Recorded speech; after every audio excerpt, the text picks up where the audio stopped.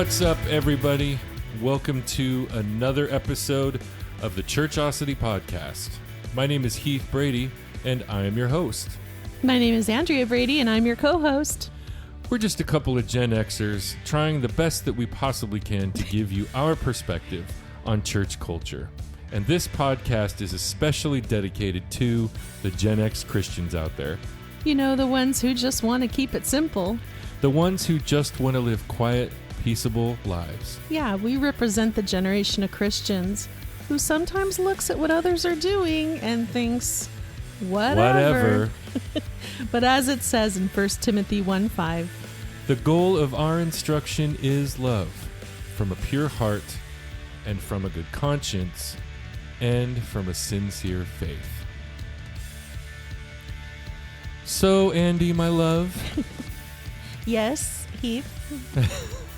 I don't really like it when you say My my love. actual name. Heath. It reminds me of when I was a kid and I was in trouble. Heath. But she'd always throw in the middle name or middle initial. That's right. Yeah, you don't get to call me that. No. It's good to be back in the saddle That's right. from our week's hiatus. That's right. We need a little time off, didn't we? Well, it wasn't really much of a hiatus. It was, let's be honest, I was sick. So, yeah, we apologize profusely to our Churchosity listeners that you woke up really probably bright and early, as many of you do, on Monday morning last week. And lo and behold, there was no new episode of Churchosity. They were probably chomping at the bit for that new episode to drop. Yeah. Yeah. Well, you know, it's not like we were sipping tropical beverages by the swimming pool. No. And I almost would have felt guilty for admitting to doing that, especially right in the middle of our current conversation. Right. It's true. Well, you were sipping cold medicine. Sipping NyQuil and DayQuil and gallons of water. Right. Yeah, I had this it was not the Rona. Let's get that straight. No. I did not have the Rona. But there's this really awful like nasal throat bug that's going around. And I caught it somehow. I'm not really too sure how I caught it, but I caught it. And it stuck around for about 4.5 days. Oof. And I know several people who have also been battling it, and including one of my good friends who his version of it turned into a full-blown sinus infection. Oh, no. Yeah, so he was fighting a fever of 102 and the whole 9 yards. Wow. So it is definitely great to be on the other side of all of that now. You made it through and now you're stronger. We kept saying, I remember I kept saying, honey, do you want to record today? Like, do you want to record Like, today? no, I can't do it. I can't focus. We have too much to talk about. Yeah. So in light of that, because of my sickness and illness and agony for 4.5 days, and all of the copious amounts of time I laid on the couch in front of the television, I was able to watch a lot of movies and TV shows really that I needed to catch up on, essentially. But there's a movie that, and this actually ties into our conversation. There's a movie that I watched that I haven't seen in a really long time. Andy, do you remember back in like the 90s, like the early to mid 90s, the author John Grisham had a bunch of like extraordinary novels? Extraordinary novels. Yeah, like Yeah. The Firm. Yep. And yeah. I can't remember all of his stuff, but yeah, I do remember how popular he was back then. A Pelican Brief. The Pelican there Brief you go. was one of them. Mm-hmm. Like he was this author that had these books that were notorious for having like the main character was a lawyer like fresh out of law school or still in law school. Right. That was like the hero of the story in whatever was going on. Mm-hmm. Well, I've read all of those books, including the one called A Time to Kill. And most of these books were all made into movies subsequently throughout the 90s. And the book Time to Kill is way better than the movie.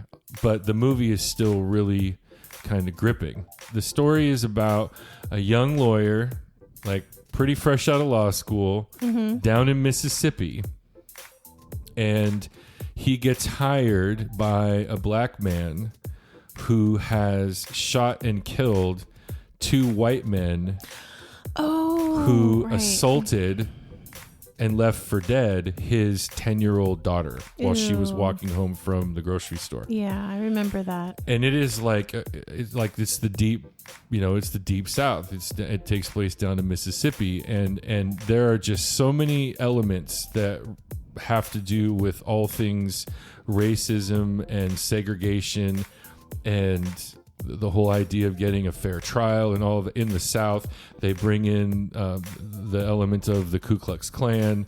It's just like a really intense story. And one of the reasons why I like the book and think it's better than the movie is because in the movie, they basically got all of the popular pretty actors and actresses to star in the movie. But I watched it for the first time in probably 15 years, I'll say. Yeah.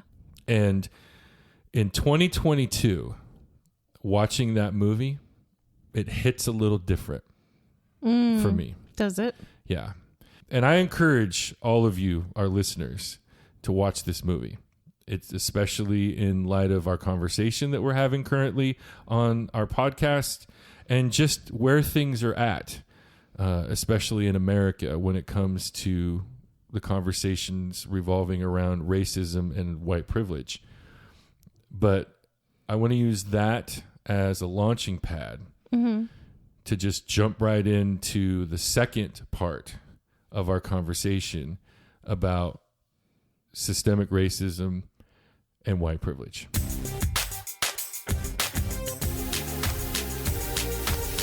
So hopefully all of you listened to our previous episode where we introduced the conversation about systemic racism and white privilege. And if you haven't, I encourage you right now to pause this episode and go back and listen. Because there's a lot of things that Andrea, you and I went through. We told stories about our own experiences, our moments of awakening, to the realization that systemic racism and white privilege are in fact a thing. Right. And for all of our listeners, we're white people. Yes, we are. If you can't tell, we're white people. Right. So we're giving our 2 cents, for whatever it's worth, It's a conversation that I especially have been wanting to have for quite a long time.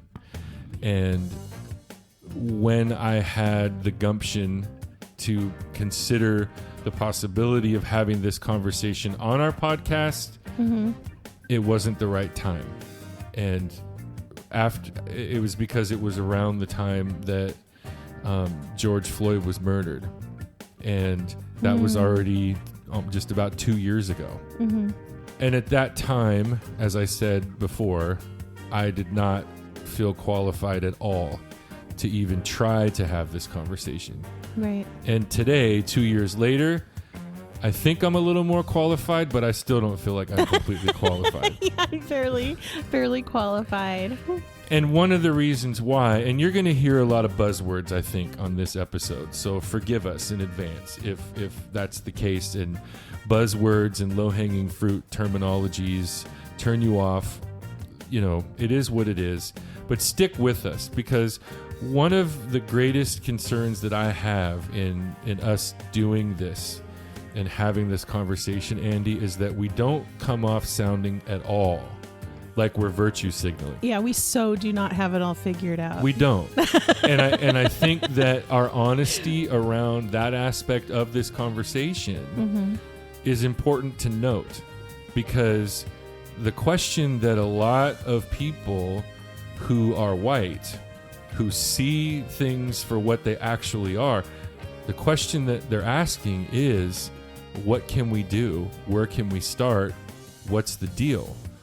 And I think that if we're going to honestly inventory our hearts and our minds and our souls and our convictions and our worldviews, that one of the first things we should look at, honestly, is, do I feel qualified to have an opinion about this at all?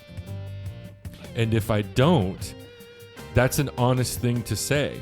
You know, just like I mentioned on the previous episode, my black female friend said to me, you know, you don't need to necessarily do anything right now, but acknowledge the fact that you have privilege because you have white skin, and use that privilege to take away others' privileges. And point it out. When you see it. Yeah. Bring it into the light.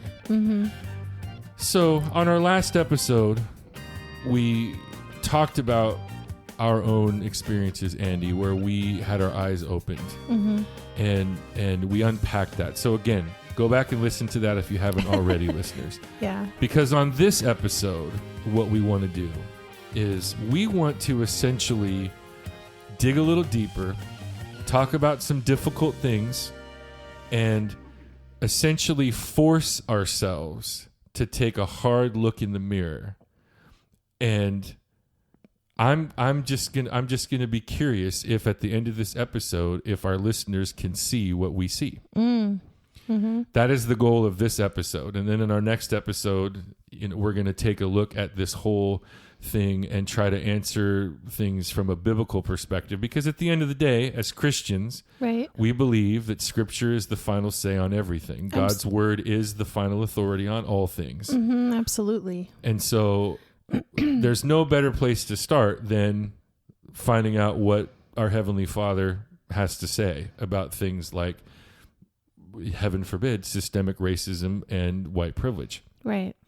So the place I want to start on this episode is to go back and look at Proverbs 31 verse 8 again, which says, "Open your mouth for the mute, for the rights of all the unfortunate." And as I mentioned on our previous episode, that is what we're doing. It's time to open our mouths for those who don't have the ability to open their mouths. Not that we speak for persons of color, but we speak for white people who have no idea where to go from here. Yeah.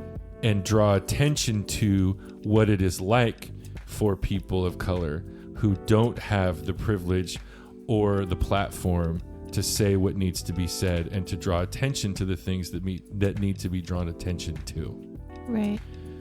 And I have to tell you, Andy, it's been kind of a fascinating journey the last couple of years, watching our country here in America and just like how polarizing this conversation became, like instantly, after the protests and the rioting and the looting took place. Could you imagine being a person of color in a majority white church or denomination and having to sift through some of the ignorance? And, you know, I mean, talk about church hurt. Right. I just can't even fathom how difficult that must have been, or it still is. Yeah. But I think this is a big conversation. Yeah. And we're barely scratching the surface. Yeah. Because I think as Christians, especially once you see it, the question immediately rises to the surface. Well, okay, how could the church be leading the charge in cultural reform when it comes to systemic racism and white privilege? Right. So I thought that a good way to kind of unpack this, you know, peel off another layer of the onion, so to speak, was to look at some examples maybe of where you and I, Andy, see systemic racism and white privilege. One of the things that immediately comes to mind for me, I began the previous episode with the story about being able to track my Jewish ancestry all the way back to the early 2nd century. It's like 128 AD. Well, that is a privilege that my particular race enjoys, but pretty much any person who is not of color has the privilege of being able to go to a library or go to a registry or go ask the Mormons who know everything, right, and be able to trace your heritage. Mm-hmm. What most people like myself are not aware of is that most persons of color in America, specifically black people in America, have had their ancestral records destroyed. Yeah. And that was part of a means to enslaving black people in America and making it virtually impossible for them to advance and become more white if they were ever going to be, quote, successful in America. You destroy their heritage. Mm-hmm. And that's essentially what's been done. My friend Karen brought that to my attention. I had never considered that before. Yeah. That she can only go back about 3 generations.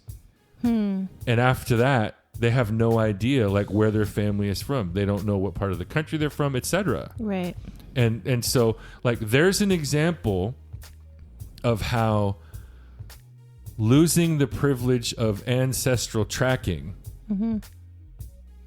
affects the system racially. Right. Because specifically a black person in America, more often than not, has lost that privilege because white people from the slave trading era forward erased the opportunity and possibility for most black people of the time and forward to trace their ancestry, heritage, and culture. Yeah, they were robbed. Yeah. Yeah.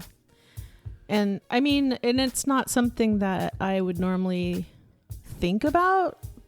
I mean, until it was pointed out to me. Because you're white and you don't have to worry about it. Right. It wasn't. Yeah, exactly. It's not a conversation that white people sit around on bar stools having with one another. Yeah. Like, oh true. Gosh, I wish that I could trace my ancestry, but Right. Another example is there are certain conversations that I have never had to have with my children. Oh. Such as how to behave if I'm ever pulled over by a police officer.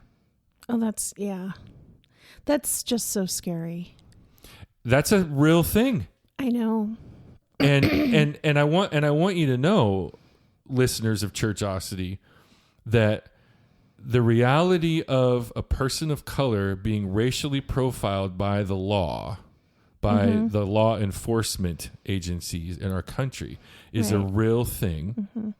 And for years, prior to my awakening, if you will, that point was made to me. And I, like the ignorant person who would say that the Holocaust never happened and I can prove it. Don't even. I would say that's not true. I would live in complete denial of that. Even though I've witnessed something similar to that in my past, I still refuse to believe that men and women in this country were being racially profiled by police officers. Well, gee, in the last episode, I talked about how they were racially profiled at a department store. Exactly. So why not? Why wouldn't I believe that? Hey, don't destroy the messenger here. I'm being transparent here. Because that's the transformation that's taking place on the inside in my heart and in my mind, and how my personal worldview has changed, and I see this. Oh, good. Okay. Yeah. But I didn't always. Okay. That's the point. That's what we're trying to do here, right? Mm-hmm. The title of the last episode is I Finally Saw It. Yeah. Because guess what? I finally saw it. And now you know what, listeners of Churchosity? I see it everywhere. Yeah. What about our history books in school, Andy? Yeah. Well, I mean, I've heard a lot of talk about how they're whitewashed. Yeah. And what do you mean by that? What do you mean when you say whitewashed history books? Well, as an example, I mean, if you have to write a separate book that talks about Black history, that's kind of sad, because we didn't really learn much in like American high schools and middle schools about Black history. Yeah. Well, we're Gen Xers, so right. That's true. We grew up in the 70s. Mm-hmm. We still thought Christopher Columbus discovered America. And was an upstanding individual who did great things for our country. Right. And blessed the indigenous folk who were already here with gifts. Right, exactly. But we grew up in the 70s, and the way that you and I, or at least people from our generation, were introduced to, quote, Black culture in America was by watching Roots. Well, I never got to watch Roots. Well, I remember when it was on TV in the 70s. Yeah, I remember that. Mm-hmm. I also remember watching it again in the 6th grade and again in the 7th grade. Wow. And then again in the 11th grade. Okay. Yeah, we watched a lot of videos in class. Yeah. In the 80s. But I'll be the first one to admit, Andy, what? When it comes to the educational system that I experienced in the public high schools in the United States of America, when it comes to Black culture and the history of Black people in America, that was the extent of my education. Was Roots and having a conversation about slavery and the civil rights movement and Martin Luther. We learned about Martin Luther King and Rosa Parks. Yeah, the typical canned answers and canned subject matter, and it was just kind of glossed over. Yeah, but we never learned about Black Wall Street. I'm glad that you brought that up because I have a confession to make. What? It was not until the rioting and looting of the spring and early summer of 2020 that I had ever heard of Black Wall Street. Wow. I had never heard of this ever. And I'm pretty sure that unless some of our listeners had their heads buried in the sand all through that part of 2020 and never heard Black Wall Street ever mentioned. Right. And you may have never even heard it mentioned before that ever. Let me give you just a very brief synopsis of what we're talking about when we refer to what's commonly known as Black Wall Street. This was an incident. There was an incident that took place in Tulsa, Oklahoma on May 31st and June 1st of 1921. So it's 100 years ago. Okay? Oh, wow. Yeah. It was actually officially called the Tulsa Race Massacre, and it was when mobs of white residents, who some of which were given weapons and deputized by city officials, they attacked Black residents and destroyed homes and businesses in the Greenwood district of Tulsa, Oklahoma. It was alternatively known as the Tulsa Race Riot. We know it today as Black Wall Street Massacre. It's considered the single worst incident of racial violence in American history. The attackers, who were white people, they burned and destroyed more than 35 square blocks of the neighborhood. Oh my gosh. And at this time, this was one of the wealthiest Black communities in the United States. Yeah, very successful. That's why it was known as Black Wall Street. More than 800 people were admitted to hospitals. As many as 6,000 Black residents of Tulsa were interned in large facilities, many of them for several days. It is estimated that there was anywhere between 75 and 300 that died in this massacre. Oh my. Because the records are all conflicting.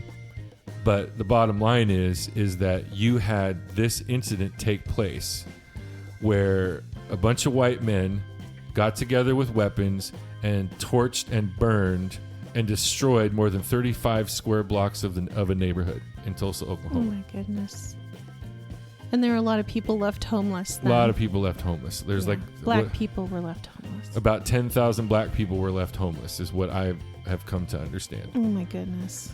The property damage was more than $1.5 million, which that's 1921 dollars. Millions then Yeah. in today's, yeah. Yeah. So that's a thing. That's a matter of history for Black folks in America. that I never learned about in school.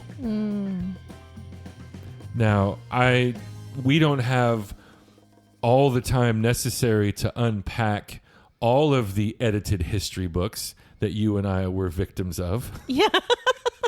But I guarantee you that nowhere in any of my history books when I was in school did it contain this story. But you want to know something that's really interesting, something that I read? What? The schools in Oklahoma have been required to teach students about this massacre since the year 2002. Oh. But in the year 2020, yeah, the massacre officially became a part of the Oklahoma school curriculum. Oh, wow. So there's light at the end of the tunnel for you. Yeah, that's good. About, pulling back the curtain on things that have really taken place in the black communities in the history of our nation. Yeah.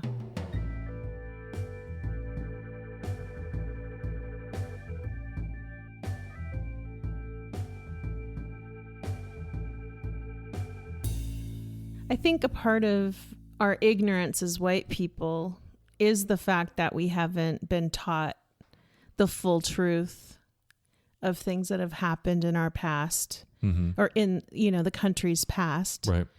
And people that are ignorant and they don't know the history and they don't understand what the problem is, whitewashing history books in the American education system has caused a lot of problems in that area.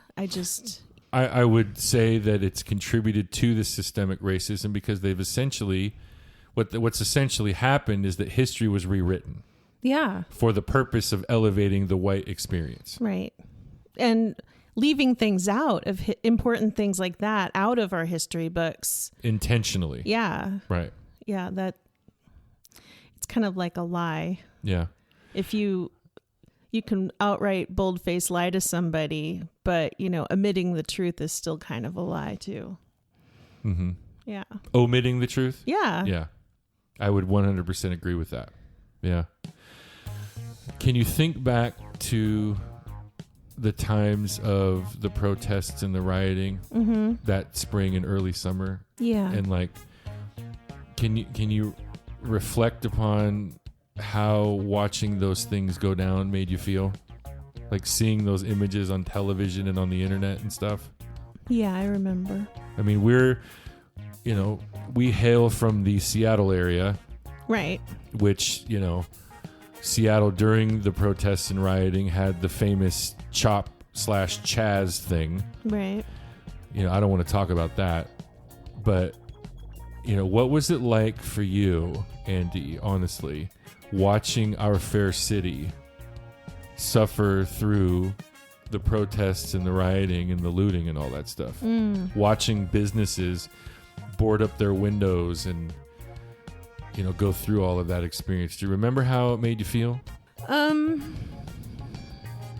I was mixed. I had mixed feelings. I had feelings like I was basking in some of my privilege in that I lived in a very nice area that was mainly white, and we didn't see a lot of things happening in our neighborhood and in our backyard. And we were far enough away from all of the rioting and things like that where I felt comfortable and safe. And yet I knew a part of me felt a little bit like, I don't know how to help this other than watch what happens next. And I don't know what I should be doing as a Christian or how I should be feeling about all of this, other than I came to the conclusion that I needed to make sure I was listening. I mean, I was taking it in and listening to what people of color were saying and trying to, like you said, take a hard look in the mirror. And I'm confessing to you that I was, basking in my privilege in my nice little white neighborhood, and far enough removed from the action that if I wanted to turn off the TV and go back to doing what I was doing, it wouldn't affect me. Right. I could stick my head in the sand if I wanted to. But I decided that, that as a white person who's far enough removed from that, I wanted to take a hard look in the mirror, and I wanted to open my eyes and open my ears, and I wanted to pay attention. And if nothing else, I wanted to listen, and I wanted to learn and be open to, change in my own heart. Personal reform. Yeah. Yeah. It's so beautiful. And I'll tell you why. Full disclosure, for me, when the rioting started, I was a little upset. Oh. In my heart, I was a little upset because I'm not a proponent of violence at all. And it was through the tool of the internet and seeing the copious amounts of protests and rioting that I came across the video on YouTube where a black woman is rather controlled, I would say, full of rage though, explaining why the rioting is necessary. And in that video was where I heard the term Black Wall Street for the first time. So like you said, you knew in your heart you needed to listen. You knew that you felt compelled, I would say, to sit down and listen and hear and see and watch, and then take all of that information in and go look in the mirror. Yeah. And say, where's my heart in this? And it was almost instantaneous that my feelings and my heart about the rioting and being disgruntled over it completely went away. Wow. Not that I condone violence, but here's the thing. And this might get a little uncomfortable for some of you, and that's okay. It needs to be uncomfortable. Some of the most uncomfortable things for us to take a look at within ourselves are the things that will do the greatest work in our hearts. During those periods of protesting, I was part of a circle of evangelical Christians that had less than pleasant responses to the protests and rioting. Yeah. One night in Seattle, there was a protest that was taking place late at night. And if memory serves, all of the necessary requirements to safely close down the freeway so that the protest could take place, it was all done. Like it was good. All the permits and all that. Everything was good to go, yeah. right? This was to be a, quote, peaceful protest. And it was, for all intents and purposes, a peaceful protest. Well, there was a breakdown somewhere in the system, and a man in a pickup truck drove in the wrong direction intentionally down the freeway, on the side of the freeway where this peaceful protest was taking place. And he plowed through the crowd of protesters with his truck. Right. Several people were horribly injured. 2 people were killed. One of those people who lost their life that night was a person by the name of Summer Taylor. And they lost their life protesting systemic racism and white privilege. Now, what's grosser than what happened to Summer for me, I know Summer's family personally. Yeah. I have been friends with Summer's mother since the 6th grade. And this wrecked me because I had met Summer. Like, I knew Summer and their family. But what's even grosser than that is that one of the evangelical Christians in my circle wore a t-shirt. And on that t-shirt was a picture of someone driving a truck, running somebody over, and it said, "All lives splatter." Yeah. I was undone over that. Right. Just put on the shelf the conversation we're having about systemic racism and white privilege. What sane human being that would call themselves a Christian would think even in the slightest bit comical about that? Mm-hmm. What is funny about that? Mm-hmm. What is moral about that? What is ethical about that? Mm-hmm. And then it goes one step further. This man took a picture of it and posted it on his social media. Right. Now bring it back. If I'm a person of color and I see that, what do you think's going through my head? You see what I'm saying? Yeah. Well, and this person was a person that went to church. How comfortable do you think people of color would be in that church if one of the I wouldn't say highly respected, highly revered people in the congregation? Yeah. Highly elevated people in the congregation? Something like that on their social media.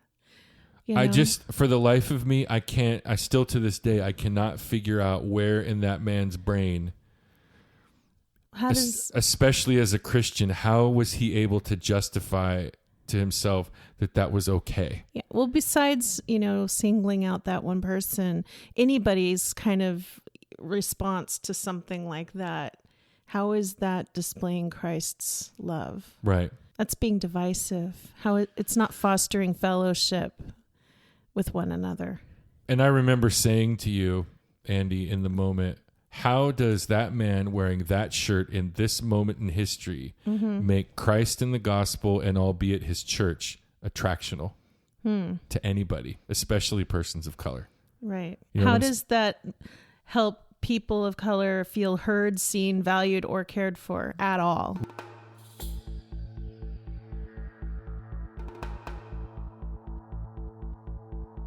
And then, of course, that spills over into the conversation revolving around Black Lives Matter. And, that's what it was poking fun at. All lives splatter, right. Black Lives Matter, then the Blue Lives Matter and All Lives Matter, all of that thing. Mm-hmm. And if you're a white person in that moment in history in 2020, right, the ignorant misconceptions of us white people trying to have those conversations with other white people, especially evangelicals, right, especially Protestant Christians, we all got labeled as woke. And I've been asked before, you've even asked me in jest, what? You sound like you're woke. I joke because somehow it became a bad word in evangelical Christianity. The whole word evangelical is a bad word now. Yeah. Well, that's a different podcast. And so my response to being labeled as woke still is the same thing, that I'm not woke. I'm just awake enough because I see it. Right. I see it everywhere. And I'm on a mission to make it plain, clear, and obvious to help other people see it. Right.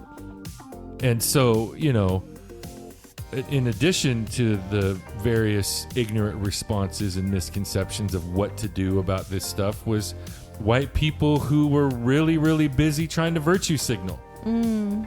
You had everybody blacking out their profile pictures on their social media, and they really didn't even understand what they were doing. Or posting their Black Lives Matter poster in their front yard. Yeah, all that stuff. And, trying to get their token friend of color on the phone to make sure that everything's all good and that that your relationship with them is on fire still. It was really ridiculous. That's where this Proverbs 31 verse 8 and 9 conversation comes from. I was part of a men's Bible study that ironically smack dab in the middle of all of these protests and rioting and looting, that's what these men were studying. Ironically. Okay. And these men, and we were all on Zoom calls because remember, it's COVID Central Time and we're all in lockdown. So we're having a Zoom meeting of a Bible study. And these men are talking about how, only peaceful protests are okay. And my ancestors didn't own slaves. And I wasn't raised a racist. And I don't know what these people are talking about. And I want you to hear something, listeners. All of that is true. All of that can be true. Mm-hmm. And yet you can still 100% miss the boat on this. You can 100% miss the point being made here. Mm-hmm. And I recently heard a fantastic analogy that was given on another podcast that you and I like to listen to. Oh, yeah? A gentleman by the name of Philip Holmes gave this fabulous analogy. What's the name of his podcast? Make It Plain. It's a fabulous podcast. Look it up, listen to it. It's Philip Holmes and a co-host that talk about quotes of Malcolm X from a Christian perspective. We normally don't give gratuitous plugs for other people's podcasts. This one is definitely worth listening to, especially if you're becoming awake enough and have questions. Okay. So Philip Holmes gives this analogy on one of his episodes, and he says, imagine if somebody stole your car a long time ago. Like, maybe I'll paraphrase it to make it sound a little bit more understandable for us. Imagine when you were 16 and your parents bought you a car and you had it for like a little while and somebody stole it. Mm-hmm. And then that person who stole that car from you fixed whatever damage they had done to it when they stole it, and then gave that car or sold that car to somebody else. And then several years goes by. And like now, a lot of years? Like, let's say you're middle-aged now. You're 65. And, knocking on the door of collecting Social Security, let's say. All right. And you're at the mall. And you're walking out to the parking lot to go get into your car, and all of a sudden you see your car that was stolen from you when you were 16 years old. Mm-hmm. And somebody else is driving it now. So you drop everything, go run over to that car, knock on the car door window, and the guy rolls down his window, and you say, hey, this is my car. This was my car given to me when I was 16 years old, and somebody stole it from me. And the guy says, well, I don't know anything about that. I didn't steal your car. Mm. And so in that moment, that person who's driving the previously stolen car has a choice to make. Either give you back your car that is rightfully due to you, or say, no, I'm keeping my car, bro. I'm sorry that you got your car stolen, but I didn't steal your car. My parents didn't steal your car. Right. And you've had plenty of time since it was stolen to get another car. And stealing cars isn't really a thing and we do anymore. Right. So do you get the analogy, Andy? Yeah, I get it. That white people who talk about how their ancestors didn't own slaves or that they were not raised to see color, like all of those things might be true. But it doesn't take away the fact that persons of color, and in context, specifically black people in America, had their livelihood taken from them. And by merely acknowledging that it was something that happened in the past and stopping at that point, we're still robbing persons of color the fairness and equality and privilege that us white people get to enjoy.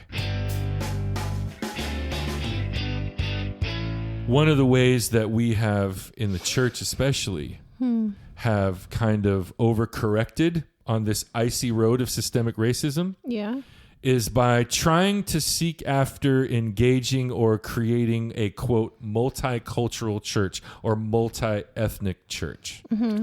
And so that begs the question, what on earth then should or could a multi-ethnic church look like? And Andy, you probably have something to say about that. Well, I don't know if I'm not saying that every church should be multicultural. I know that sounds weird, but I think that really people of color need to be driving the bus on where they want to go to church and who they want to worship with. I think if people of color come through the front doors of our church, we need to be welcoming. We need to value them. We need to see them. We need to hear them, and we need to care for them. And we need to be willing to do all of those things. So let me ask you a quick question, Andy. What? Is a multi-ethnic church a place of worship where a white evangelical culture exists and tries to make considerations for persons of color so that persons of color might feel comfortable worshiping in that environment? Well, I think that it should be a place where everybody can give and take. I don't think that it should be a place where a black person comes in and they have to feel like they need to assimilate To white people culture and white people standards and what white people do for worship. Exactly. And that is the biggest, I think, one of the biggest misperceptions of what a multi-ethnic or multicultural church actually is. Mm-hmm. Have you heard by chance, Andy, of what's called the 80% rule? Yeah. What is the 80% rule? Something to be actually considered a multicultural church is where you have 80%, less than 80% of one race. Of one particular race. Yeah. So if at my church I was to do a census and find out that 79% of my church was white. Right. By that standard, I attend a multi-ethnic church. Yeah. That's what that 80% rule. Multicultural church. Or right. Multicultural church, right. That's what that 80% rule. So if that's what they say. That's whoever they are, right? Right. They are probably white also. Yeah, probably. There's another podcast that you and I enjoy listening to. Mm-hmm. And here's another gratuitous plug for this podcast as well. It's called Truth Over Tribe. Mm-hmm. Fantastic podcast. Probably my favorite podcast besides Churchosity. Yeah. It's definitely second compared to Churchosity. Right. But all kidding aside, fabulous podcast. I highly encourage our listeners, as an addition to listening to Churchosity, look up Truth Over Tribe. Mm-hmm. But they had a particular guest on one of their episodes recently that talked about this very thing. Right. That this pastor's church is a multicultural or multi-ethnic church. He is the lead pastor, and he's a black man, and his associate pastor is a white man. Right. And they pastor together. And what I found so intriguing, I mean, there's a lot of really cool things that this man talked about while he was being interviewed on that episode. Sean Boone. Mm-hmm. And he pastors a church by the name of Woke Bridge Church. Woke Bridge Community Church. Woke Bridge Community Church, that's right. But he shared some really, really valuable keynotes, I believe, about how the church could possibly be spearheading the effort of cultural reform when it comes to things like systemic racism and white privilege. Right. He talked a lot about how he and his associate pastor hold one another accountable to ensure that both conversations are happening at the same time in the black community and the white community and all communities that represent that church body. Mm-hmm. So that one is not represented more than the other one. Right. And it's not a matter of making persons of color comfortable.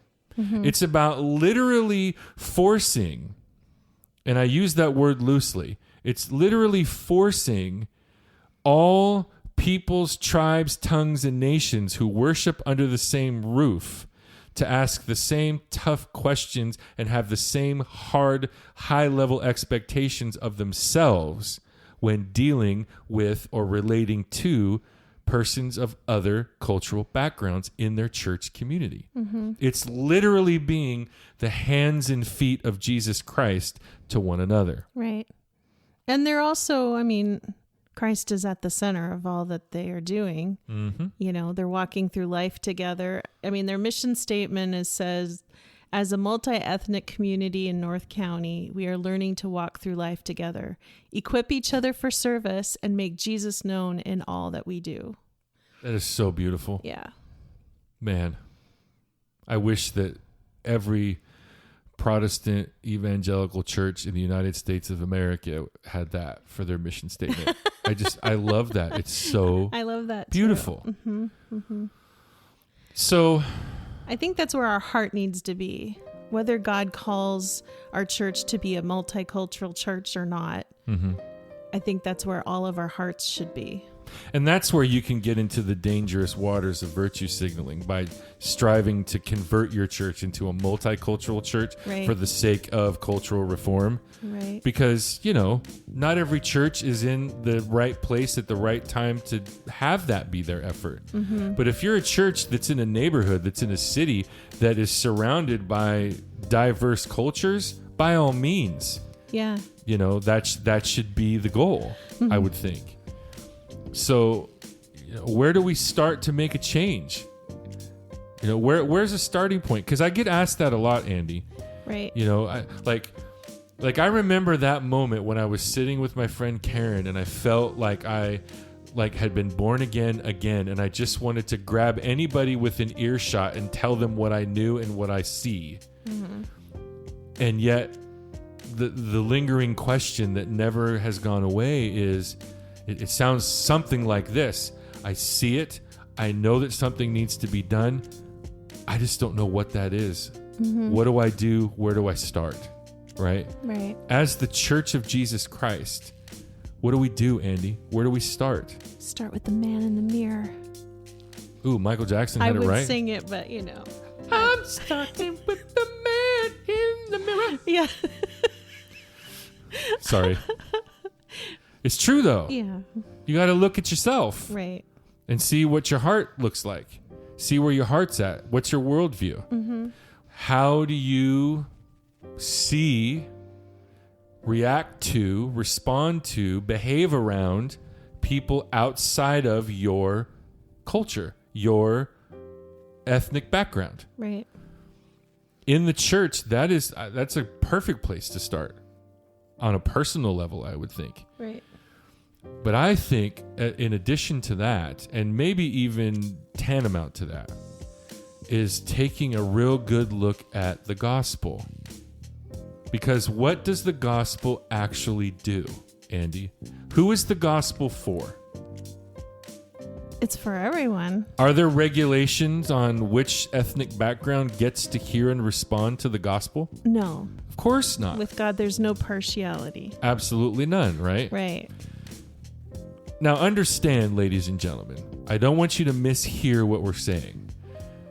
Cultural reform, especially in light of this context of systemic racism and white privilege, cultural reform does not supersede and surely does not replace the gospel. No. Because the gospel is the means by which we are saved. We know this, right? But what does the gospel actually do for us as the body of Christ? What is the gospel?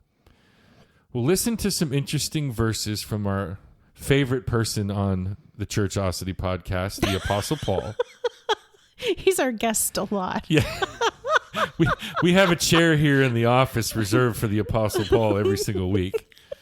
But in Colossians chapter 3, Paul starts off by kind of giving a list of things that Christians, that people of Christ, that the church should be focusing on and not focusing on and to do away with in their behavior.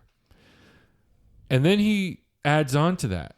In verse 8, starting in verse 8 of Colossians chapter 3, Paul says, "But now also put these aside, anger, wrath, malice, slander, and abusive speech from your mouth.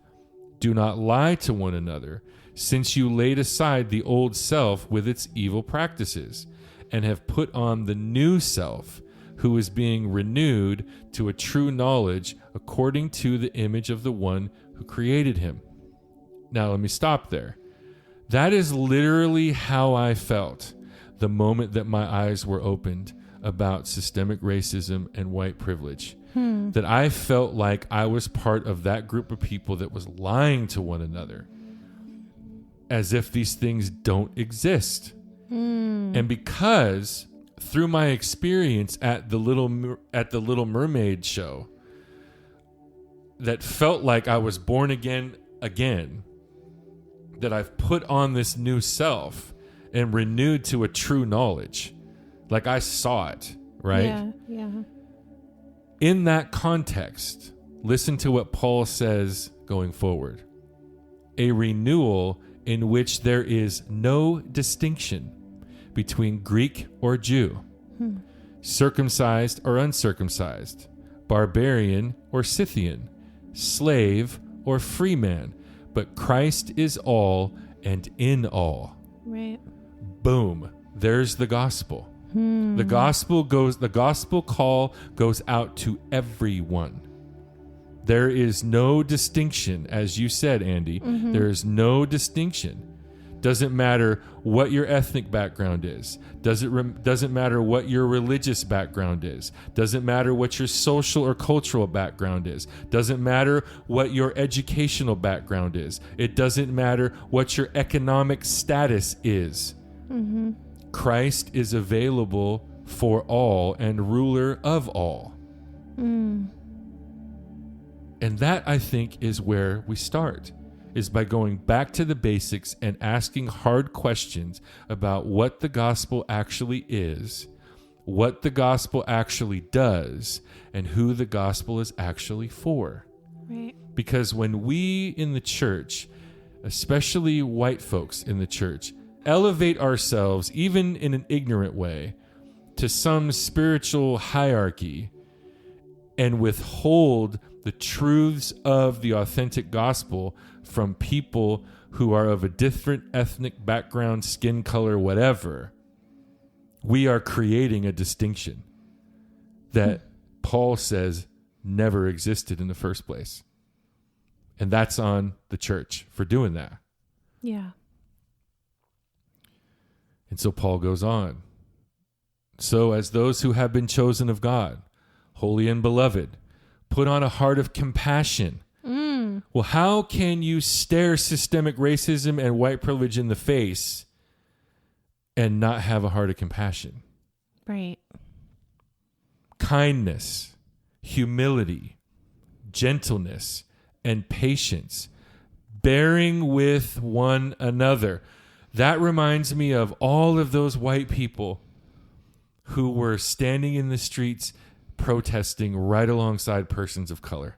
Coming alongside. Bearing with one another. And forgiving each other. Now, on our next episode, we're going to unpack that phrase and go real deep and cut hard. Whoever has a complaint against anyone, that's what Paul's getting at here. Bear with one another, forgive each other, whoever might have a complaint against anyone, just as the Lord forgave you, so should you.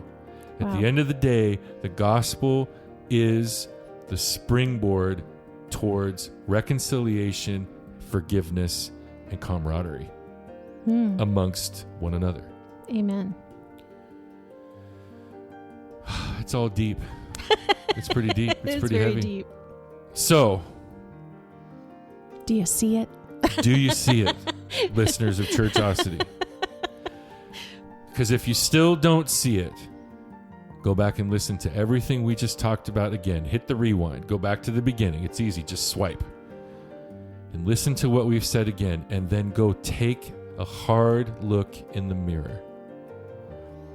And our goal here isn't to say we're right, we've got it all figured out. No. Because guess what? We don't have it all figured out. That's why we're talking about this.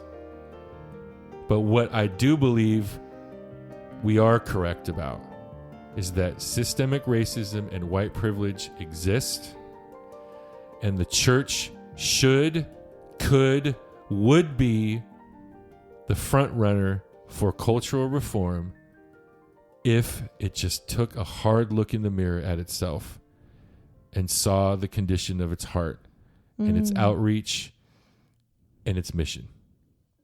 And that brings us to this week's proof that we're living in the last days. All right, Andy. You got something for me this week? Oh, man. I have been chomping at the bit, and I really wish that I wasn't sick all last week because I wanted to bring this up back then, so a lot of this is probably going to be old news. Oh? But I don't care. Okay. What?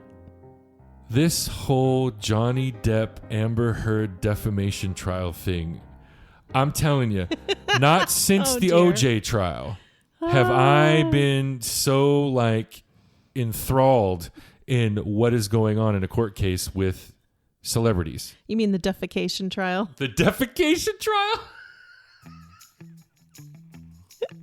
That's terrible. Shame on you. Sorry. I just had to. Now, at the risk of sounding insulting to an entire gender, we may actually be on the verge of witnessing a woman being found guilty of not only defaming a man's character, but actually abusing him. Yeah. Wow. It could be interesting to see. You talk about cultural reform. Yeah. I mean, do you remember way back in the day, it must have been back in the 90s or something. Frasier. Kelsey Grammer. Yes. Went on the Oprah Winfrey Show and exposed to the entire world that his wife had been physically assaulting him throughout their entire marriage. Wow. I know it was kind of mind-blowing. And it was mind-blowing because that was the time period when the emasculation of men in our culture was really on full throttle. So imagine a man who is a celebrity that plays a having it all together man on a popular television sitcom is bearing his soul to the entire world that the woman, his main squeeze, his wife in his life, has been beating the crap out of him their entire marriage. Wow. A lot of people probably have never heard of that story. So here we are, fast forward 2022. Yeah. And we're literally capable through the tools of technology to enter into the intimate, gory details of a celebrity marriage and what went on behind closed doors. People are really into this trial. Well, to be fair, I'm only watching the recaps. I'm not watching the trial. Right, exactly. All that to say, we might actually be on the verge of a very, very popular woman in Hollywood being found guilty of defaming a man's character and exposed as a spousal abuser. I just think that that's fascinating. That is. It gives me hope. Hope? It gives me hope that somehow the scales of justice in the court of popular opinion might actually be shifting towards a balance. Okay. I don't know.